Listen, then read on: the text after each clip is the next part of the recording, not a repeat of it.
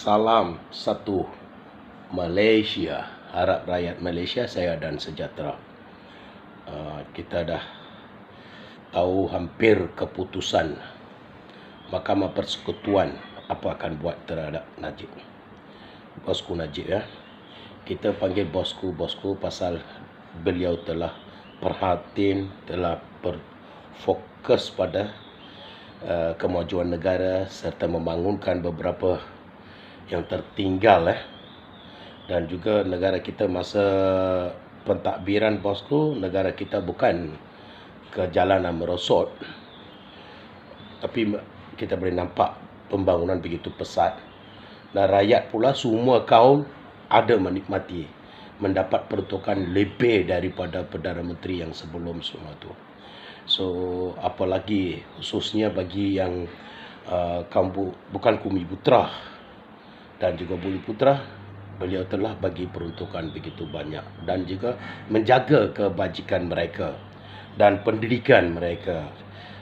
Berbagai beliau telah membantu. Untuk membantu ini semua memerlukan wang. So untuk mendapat wang, apakah boleh buat? Negara Malaysia ni terkaya sekali. Najib, siapa Najib? Anak pada Tun Razak. Betul tak?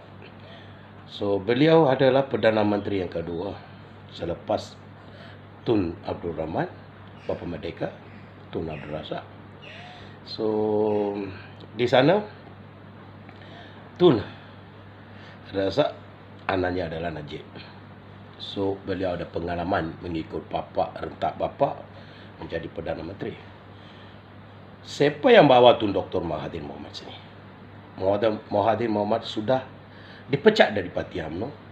Tun Razak bapa ayah Najib membawa dia masuk, bagi peluang dia jadi senator dan di dalam kabinet selama-lamanya. Sudahlah. Inilah dia punya sejarah bermula. Siapa? Tun Dr. Lagi Razali Hamzah. Dato' Seri Razali Hamzah telah pun almost telah dikalahkan. Telah kalahkan Tun Dr. Mahathir. Najib pula tolong dia. Najib dan juga Dato' Seri Anwar Ibrahim tak salah saya. Mereka menolong dia menjadi Perdana Menteri balik.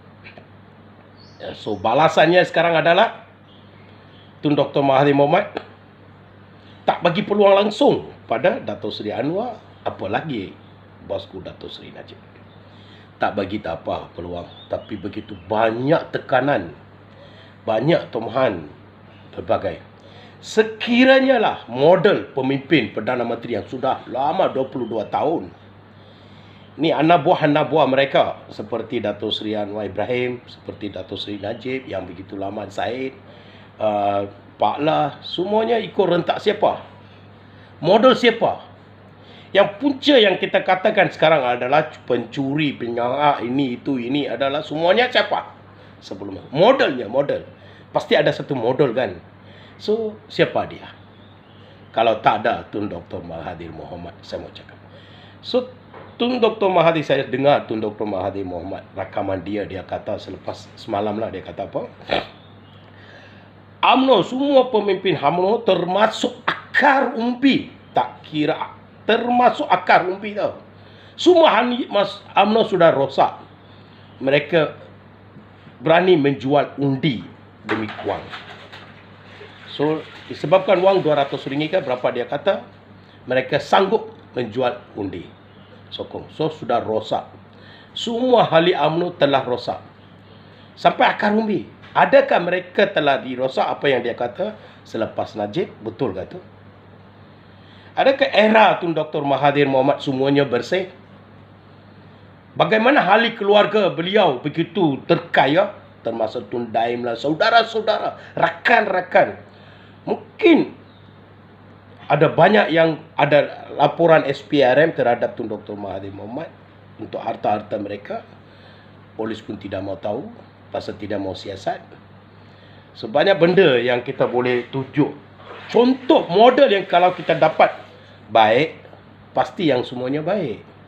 Okey, sekarang kita balik ke kita punya Dato' Seri Najib. Kemungkinan Mahkamah Persekutuan. Ada yang orang kata rahsia sudah keluar. Selasa ini akan dimasukkan dalam penjara ini itu semua. Apa pula? Dato' Seri Najib katanya liwat. Boleh dapat pengampunan. Takkanlah Dato' Seri bosku Dato' Seri Najib tak akan dapat dari pengampunan daripada yang di Pertuan Agong. Lagi-lagi yang di Pertuan Agong adalah daripada Pahang, Sultan Pahang. So, Najib berani, tak pernah bonteng ke mahkamah seperti mana yang pergi duduk dalam hospital. Bila ada kes saja duduk hospital, sakit jantung lah, sakit ini lah. Najib berani. Pasal dia beranar. Dia gunakan wang ini untuk membantu rakyat. Namun adalah curi itu salah, tetap salah. Bila pencuri kena tangkap, baru dijadikan pencuri. Ya. Apa yang kata Tan Sri Nok Omar, bila dah kena tangkap, baru dia jadi pencuri. Betul tak? Bila dia telah disabit, baru dikenalkan pencuri. Kalau tak sabit, semuanya beginilah. So, Malaysia, kalau semua kita cakap 2 kali 5 saja, 5 kali 2. Siapa yang nak ahli politik yang bersih kita nak cari? You nak cakap siapa lagi? Azmin Ali. Apa lagi Hadi? Tok Guru Hadi Awang PAS. Dia kata apa? Dia rosakkan. Rasuah di sini disebabkan nan bumi, bukan bumi putra disebabkan. Kalau begitu, kenapa dia sendiri Hadi Awang ada settle Sarawak Report yang 9 million tu? Settle di luar mahkamah. Kalau disebabkan nan bumi, kenapa Tok Guru Hadi Awang settle Sarawak Report dekat luar mahkamah? Soalannya, betul tak? Lagipun kalau you orang betul-betul Muslim lah kan, kenapa you mempunyai ahli yang bukan non-Muslim? You kata non-Muslimnya pasal negara dah rosak, dah rasuah dah berkebajuannya. So, kenapa you ada ahli non-Muslim? Saya nak tanya, non-Bumi Putra.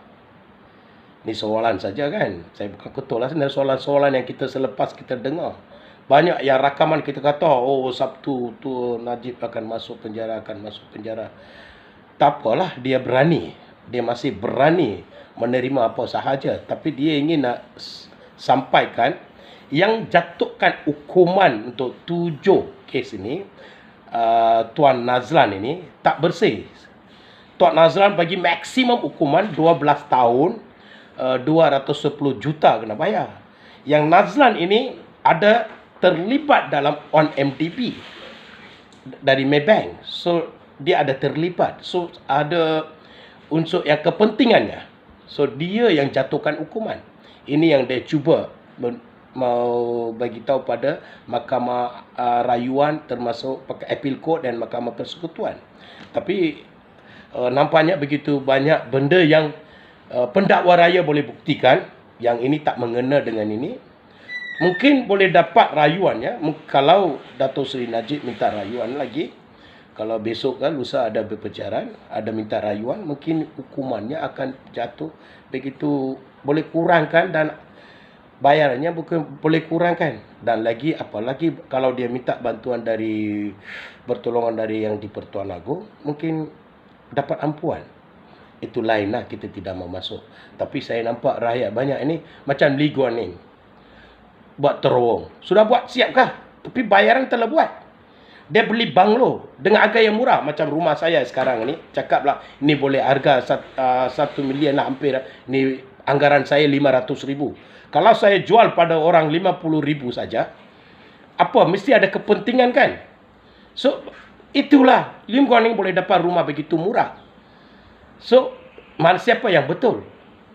Negara ini, negara Malaysia, kita boleh nampak kebanyakan 99 apa yang kita nampak, semuanya ada kepentingan.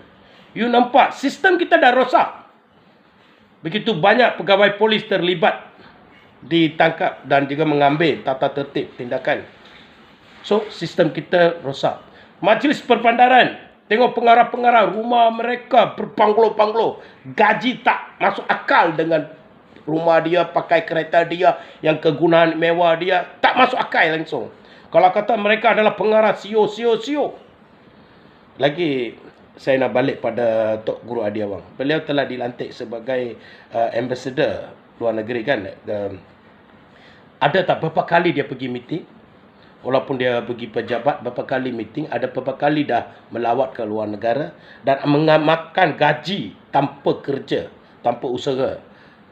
Halal ke? Saya nak tanya, halal ke? Apakah dia selama ini dia buat? Ada tak membawa satu bisnes dari luar negara? Yang kita panggil Arab country kan? So, ada tak bawa dia bisnes ke apakah? Kalau kita nampak pelabur dari Malaysia keluar, hilang, tu mana tak pelabur dari asing ada masuk ke? Apakah semua ambassador yang buat setakat ini, mereka semua makan gaji buta.com? Manakah pelaburan asing? Kenapa tak masuk? Mereka nak bagi alasan kerajaan ini tak betul, kerajaan keluarga, kerajaan perikatan. Tu kenapa kita memerlukan ambassador? Yang mereka makan gaji buta.com, adanya pejabat, adanya kaki tangan, semuanya makan apa? Adakah halal?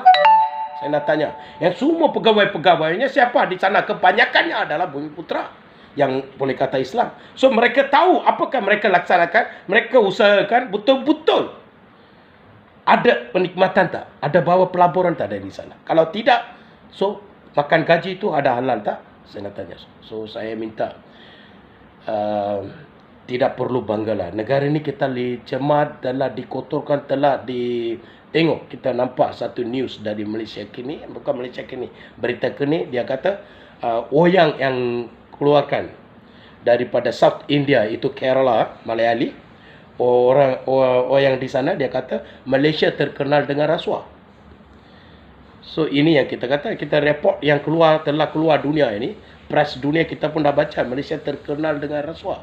Tapi dia kata orang Tamil pula, itu orang Malay, dia kata tak mau dibetulkan lagi. So banyak benda rakyat Malaysia kena belajari. So kita untuk kepentingan rakyat, apabila rakyat berani menjual undi, negara pasti rosak. Rakyat harap bantuan, penggusan daripada pemimpin politik, negara pasti rosak.